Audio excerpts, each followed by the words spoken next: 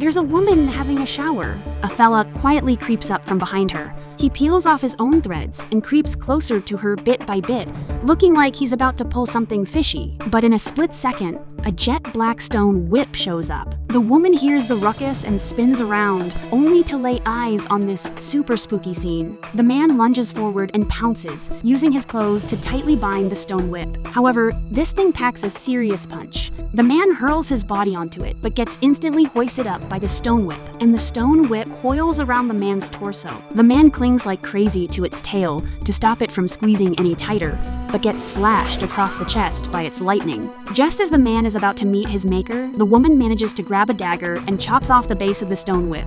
That's how they narrowly escape with their lives. The woman asks the man what this thing is. The man says it's called a fire tongue. It usually snoozes deep underground, but the second it catches a sound, it'll pop up to hunt for food. This here is the mother planet of Venom. 100,000 of those Venom critters call it home, encircling the whole darn planet. The place is scattered with jet black rocks and a rough, pitted landscape. Turns out, this is Planet XT-59. Over on the distant hill, a menacing black wave is charging towards them. The woman cranes her neck to get a better peek.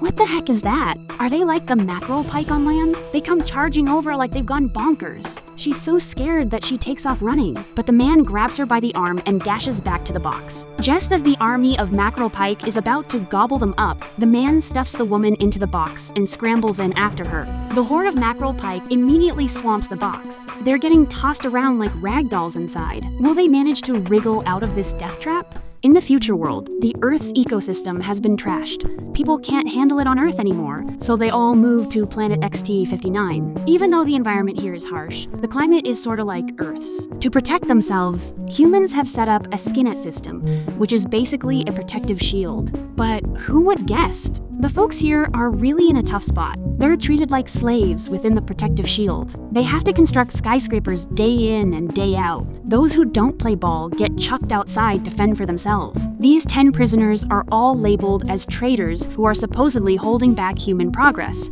They've been tossed outside and given a box of supplies to stay alive. Word has it that if they can make it across this wasteland, they'll reach the fabled Happy Island, where there's no shortage of supplies. But nobody's ever actually seen that place. Ervin and Christy, the pair from the start, are game to search for the Happy Island. There's a bald and brawny dude named Polar Wolf among the prisoners. He rallies everyone to head for the shelter. The group then splits into 2 factions. Polar Wolf's crew has the numbers and nabs all the supplies. Ervin doesn't blow his top. It's not because he couldn't take them in a scrap, but because he reckons the box that holds the supplies is mighty handy. So Ervin and Christy hit the road. Polar Wolf is as sly as a fox. He tails Ervin at a safe distance. Since there are all kinds of freaky critters lurking about, he wants Ervin to clear out all the risks for him. At this point, Christy also starts to feel a bit daft. Why did she have to tag along with Ervin and lug this box around so clumsily?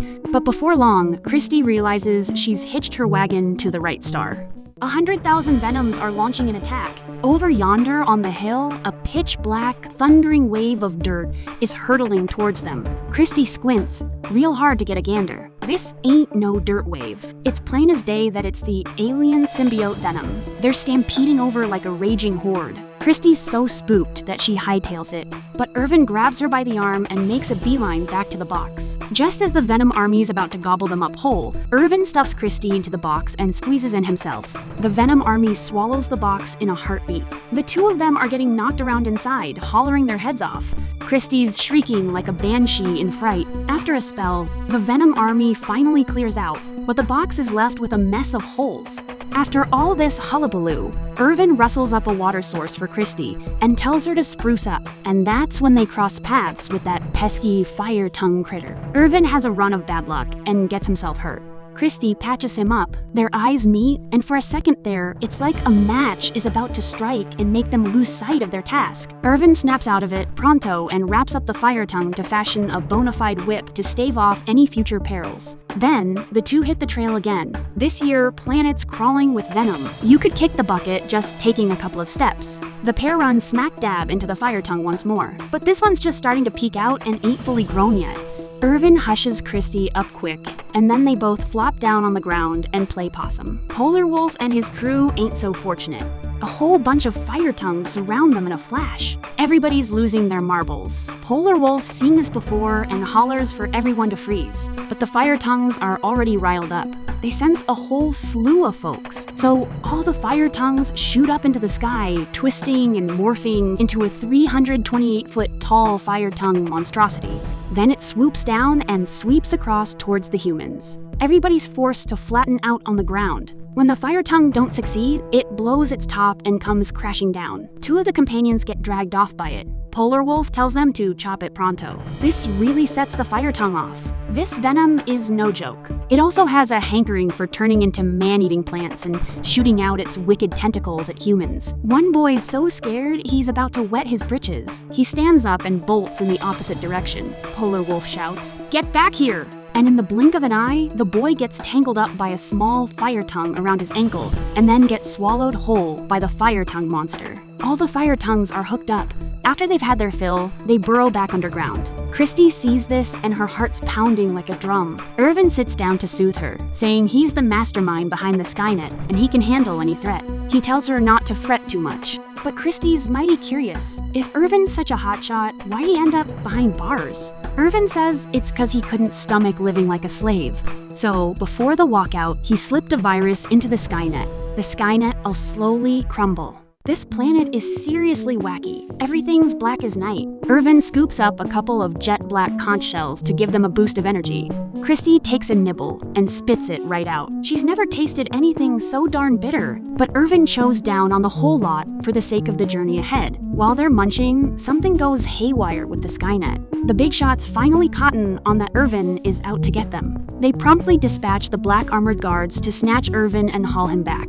It's the next morning, and there's a ruckus in Polar Wolf's crew. A gal doesn't want to tag along with Polar Wolf anymore after her buddies bite the dust. She aims to join Irvin's posse.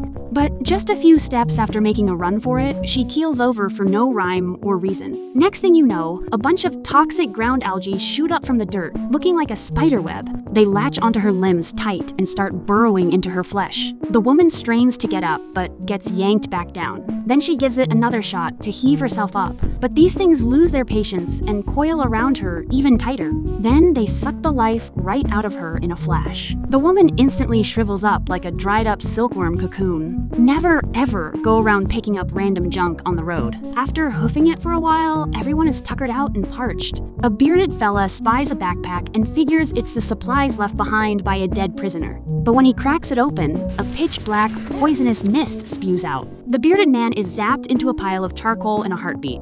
Now even Polar Wolf is spooked. Looking at Irvin and Christy, they've had their fair share of scrapes, but always managed to dodge a bullet. So Polar Wolf catches up with them and blindsides Irvin with a boomerang. When Irvin comes to, Christy plants a big ol' smooch on him and says she'll stick with him through thick and thin, come hell or high water. Polar Wolf sees this, and his green-eyed monster rears its ugly head. He stomps over and gives Irvin a swift kick, forcing him to lead the way to the Happy Island. Irvin is also steamed. He makes Polar Wolf tote him around, or else nobody is gonna set foot on the Happy Island. Polar Wolf has no choice but to play along. Then they all mosey on over to the shelter and get set to hunker down for the night. All the prisoners there have already kicked the bucket. This is the baddest special forces squad on the Venom planet. The black armored guards barge into the shelter and let loose a barrage of bombs. Then they flip on their thermal imaging goggles to hunt down Irvin. There's also a black one outside blocking the back door of the shelter to stop Irvin from making a break for it. But that explosion just now has riled up the fire tongue. The black armored guard gets gobbled up in one gulp.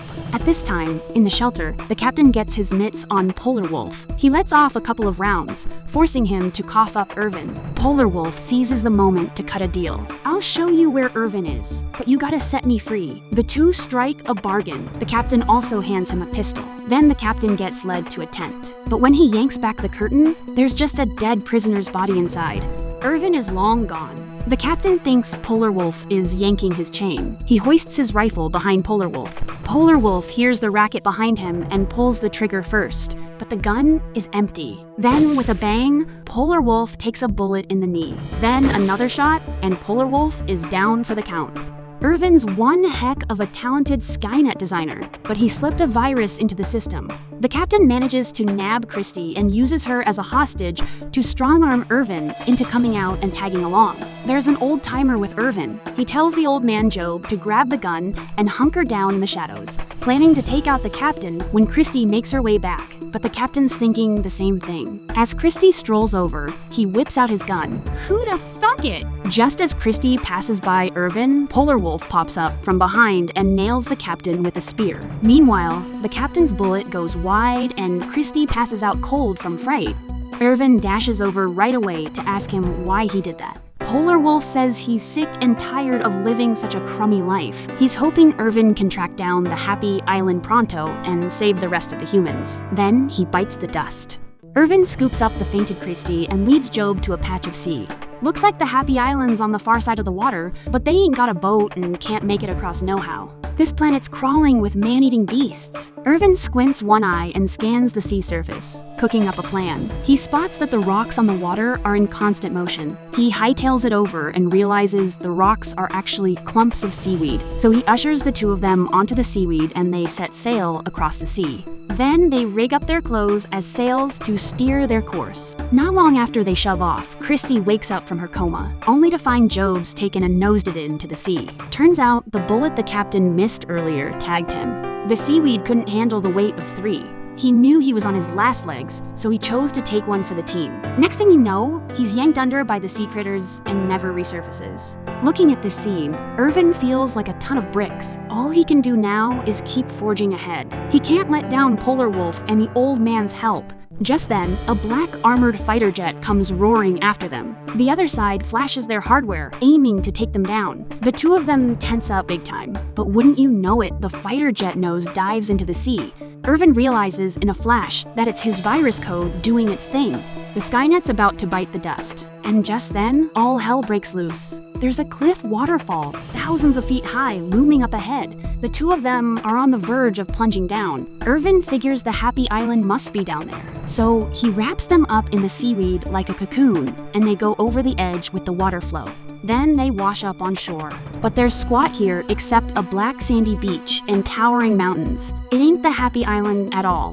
The Skynet big shots lied through their teeth to those prisoners, just to make them lose hope and wither away day by day in that false hope.